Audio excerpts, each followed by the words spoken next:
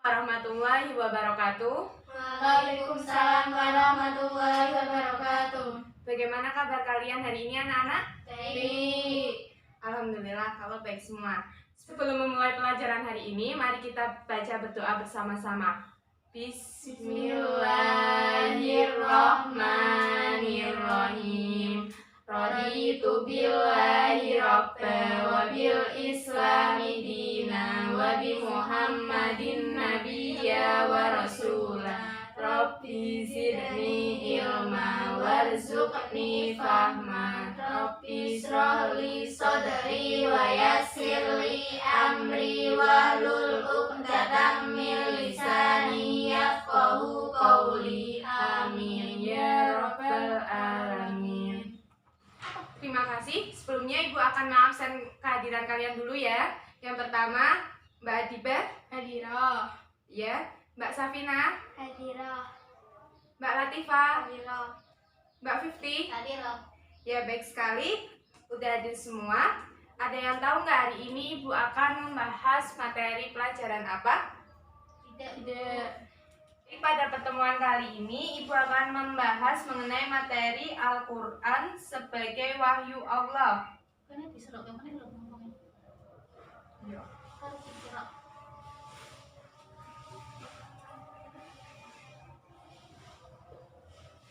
Tujuan pembelajaran yang pertama mengenai pengertian Al-Quran.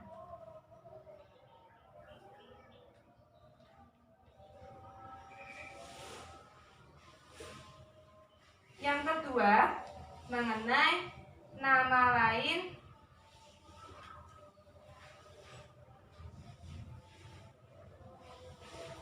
Al-Quran. Yang ketiga mengenai dalil.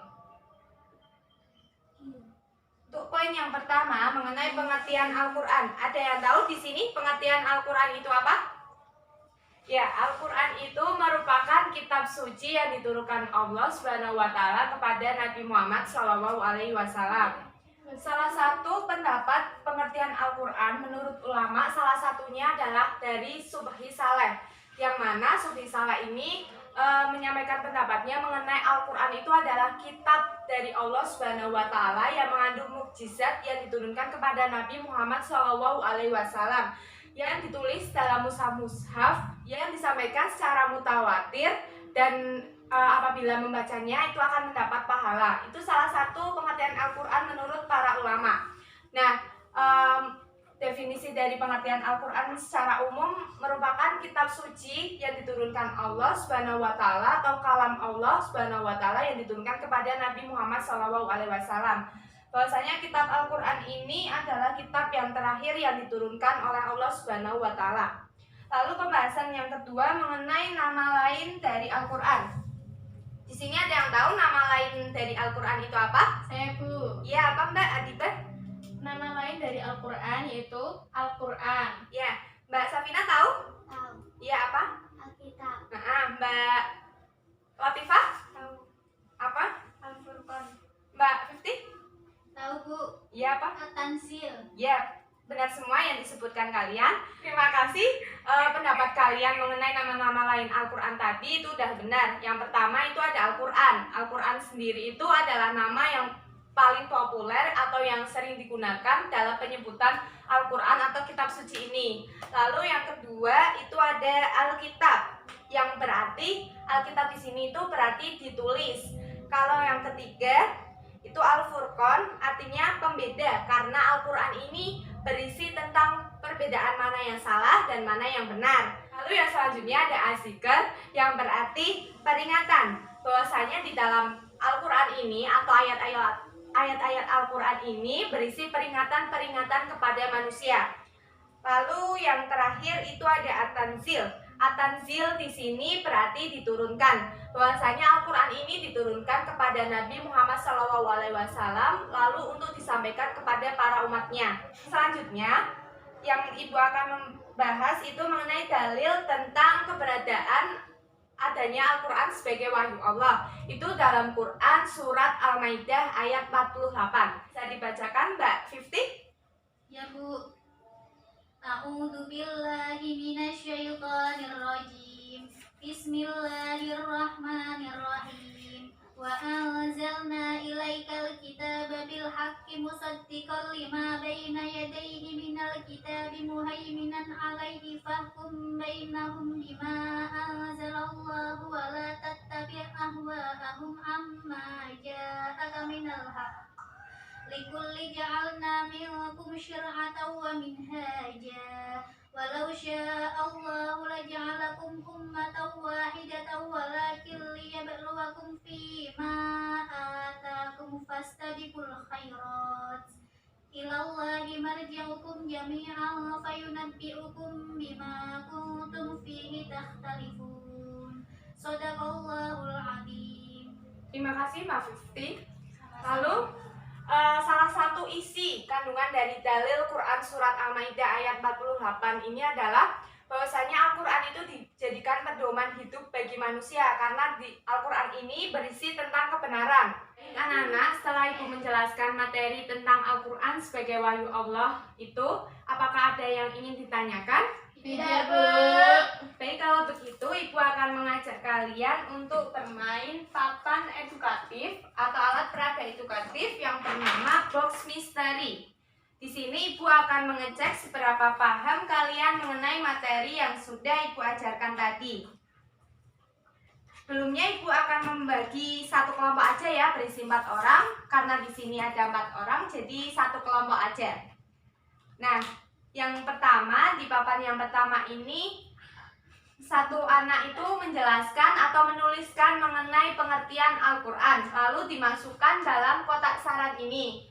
Lalu yang di permainan yang kedua yaitu Taman Quran, di mana salah satu siswa itu mencocokkan mana nama Al-Quran yang benar dan mana nama lain Al-Quran yang salah. Papan yang ketiga itu bernama puzzle, yang mana kalian itu mencocokkan gambar yang sesuai dengan surat dalam Al-Quran. Lalu yang papan yang keempat itu ada ular tangga mini, di mana kalau kalian berhenti di tangga itu kalian naik, lalu kalau berhenti di ular kalian akan turun, dan yang berhenti di bintang akan mendapatkan tantangan. Nah, tantangannya itu menjawab pertanyaan atau soal yang sudah Ibu buat. Ayo kita mainkan bersama-sama. Memulai permainan, kalian memposisikan diri kalian ke papan 1, papan 2, papan 3, dan papan 4 ya. Udah semua kan anak-anak? Sudah, Bu. Ya baik, untuk papan yang pertama yaitu mengisi pengertian Al-Quran, lalu dimasukkan ke kotak saran ya.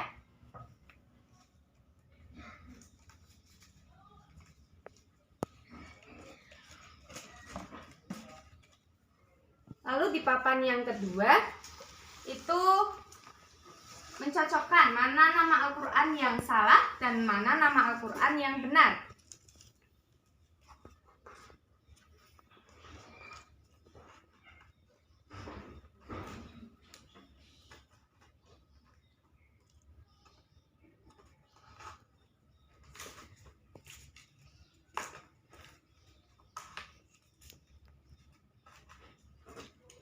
Enggak, ketinggalan satu.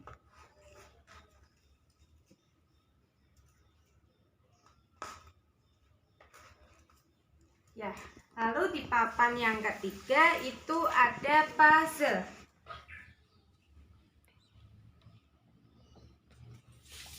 Yang keempat, Mbak Atiba milih salah satu kartun misal ini ya. Ya. Terus ini dilempar. 2 ya. Nah, jalan ke angka 2.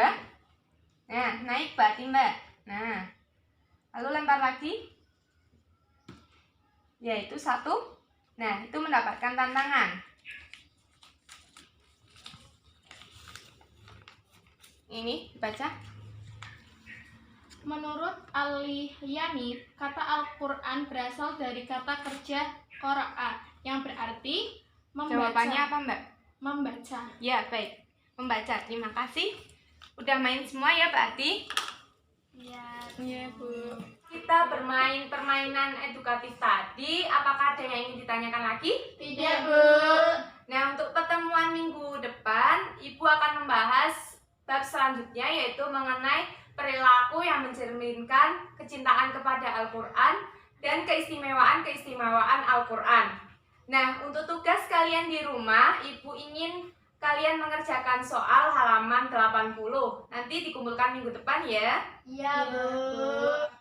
Baik, terima kasih. Sebelum mengakhiri pelajaran hari ini, mari kita baca hamdalah bersama-sama. Alhamdulillahirabbil alamin. Apabila ada kesalahan kata ataupun kalimat dari Ibu mohon maaf. Dan sekian dari saya. Wassalamualaikum warahmatullahi wabarakatuh. Waalaikumsalam warahmatullahi wabarakatuh. Terima kasih ya anak-anak.